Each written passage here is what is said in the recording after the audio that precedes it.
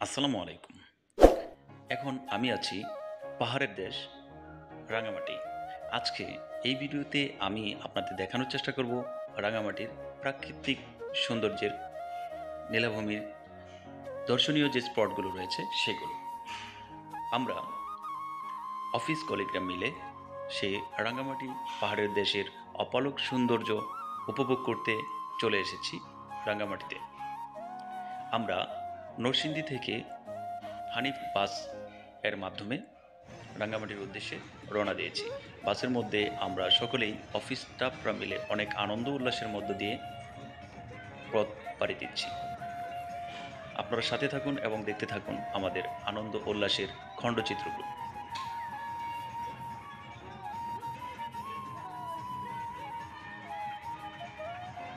সর্বশেষ আমরা পৌঁছে গেলাম রাঙ্গামাটিতে। সকালের নাস্তা করে নিয়েছি আমরা। সকালের নাস্তা ছিল ডিম, খিচুড়ি এবং মাংসের ঝোল। সবাই খুব সুন্দর মতো নাস্তা শেষ করে আমরা রওনা দিয়েছি শহীদ মিনারের উদ্দেশ্যে।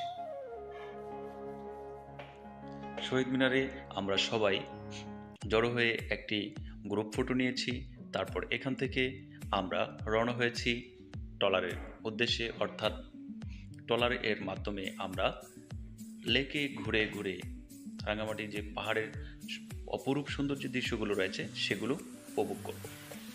তো এখান থেকে আমাদের ট্রলার ফিক্সড হয়ে যাওয়ার পর আমরা ট্রলারে চড়ে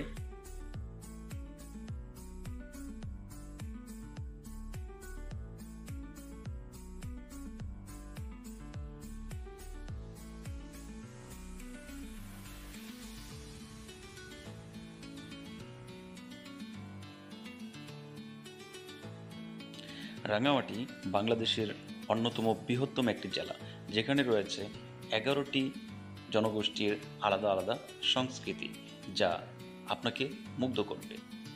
আজকের এই ভ্রমণ কাহিনীতে আপনাদের সামনে সেই খণ্ড চিত্রগুলো তুলে ধরার চেষ্টা করব। আপনারা দেখতে পাচ্ছেন আদিবাসীদের মার্কেট। এখানে তাঁতের তৈরি অনেক পোশাক পাওয়া যায়, যেগুলো হচ্ছে আমরা এখানে দেখতে পাচ্ছি। বৌদ্ধবিহারের পাশে যে আদিবাসী পল্লী রয়েছে সেখানে আমরা ঘুরে ঘুরে আদিবাসীদের তৈরি তাঁতের জিনিসগুলো দেখছি। পছন্দ হলে টুকটাক কেউ কেউ কিছু কিনেও নিচ্ছে। পোশাকের পাশাপাশি এখানে ডাব এবং আনারস রয়েছে, যে আনারসগুলো আপনারা 20 থেকে 40 টাকার মধ্যে পেয়ে যাবেন।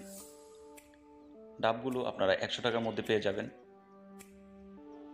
এখানে আনারসগুলো কিন্তু খুবই সুস্বাদু, আপনারা আসলে কিন্তু খেতে মিস করবেন না।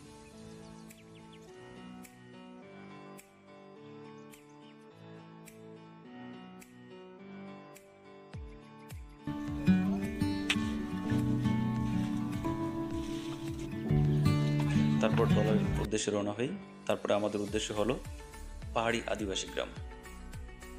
তো আমরা ট্রলারে করে সেই আদিবাসী গ্রামের উদ্দেশ্যে রওনা দিই। প্রাকৃতিক সৌন্দর্যের নীলাভূমি প্রাকৃতিক সৌন্দর্যের অপার নীলাভূমি দেখার জন্যই মূলত চলে আসা রাঙ্গামাটির কাপ্তাই লেকে। সত্যি চোখ ধাঁধালো সব প্রাকৃতিক সৌন্দর্য। তো ভ্রমণে যাচ্ছি, সেই সঙ্গে এখন একটি গান শুনবো আমাদের সাইফুল ভাইয়ের কণ্ঠে। আপনারা গানটি শুনতে থাকুন।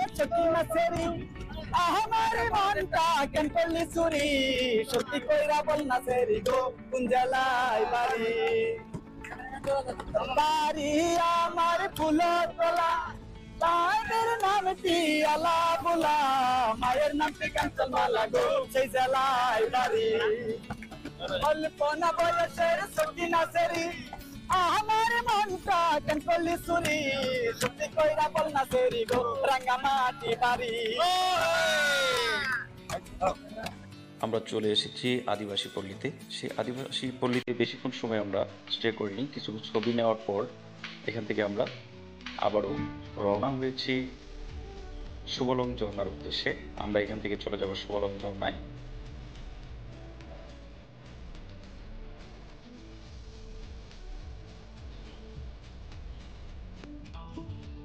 আমরা চলে এসেছি সুবলং ঝর্ণার কাছে এবং এখানে এসে আমরা কিছু পিক নিয়েছি।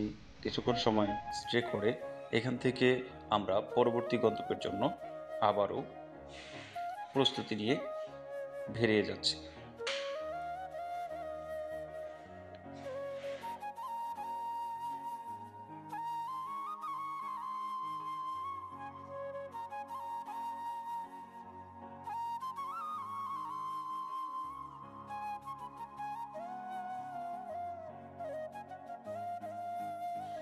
এখানে আমাদের কলিগরা প্রত্যেকের মতো ছবি এবং সুন্দর দৃশ্যগুলোর ভিডিও ধারণ করতে ব্যস্ত। এখনকার আমাদের উদ্দেশ্য হচ্ছে খাবারের জন্য নির্দিষ্ট একটি জায়গায় যাওয়া। তো আমাদের আগে থেকেই রেস্টুরেন্ট বুক করা হয়েছিল। আমাদের এইখানে কাপ্তা লেকের আশেপাশে যে পাহাড়ের খণ্ডচিত্রগুলো দেখতে পাচ্ছেন, এই ছোট ছোট দ্বীপগুলোতে বিভিন্ন জায়গায় গড়ে উঠেছে খাবারের রেস্টুরেন্ট। তো আমরা এখন চলে যাব খাবারের জন্য।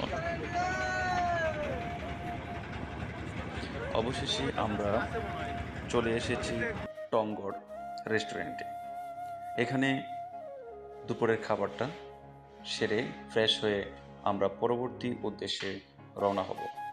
আমাদের পরবর্তী উদ্দেশ্য হচ্ছে ঝুলন্ত ব্রিজ। রাঙামাটির সবচাইতে জনপ্রিয় যে জায়গাটা সেটা হচ্ছে ঝুলন্ত ব্রিজ। আমরা সেই ঝুলন্ত ব্রিজের উদ্দেশ্যে রওনা হয়েছি।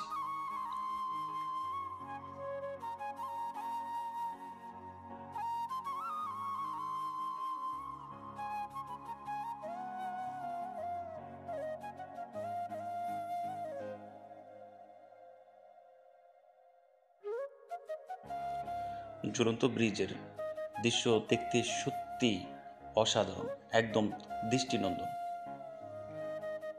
পাহাড়ি অনেক ফলমূল পাবেন এখানে। আনারসগুলো 20 থেকে 40 টাকার মধ্যে পেয়ে যাবেন।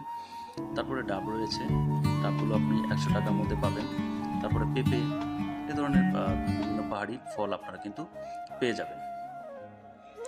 এ পর্যায়ে আমি আপনাদেরকে মার্কেটটিকে ঘুরিয়ে ঘুরিয়ে দেখাবো, দেখতে থাকুন।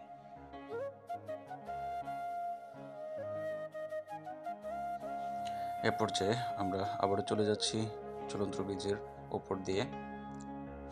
এবার আমাদের উদ্দেশ্য হচ্ছে পলোয়েল পার্ক। এবার আমরা পলোয়েল পার্কের উদ্দেশ্যে রওনা হয়েছি।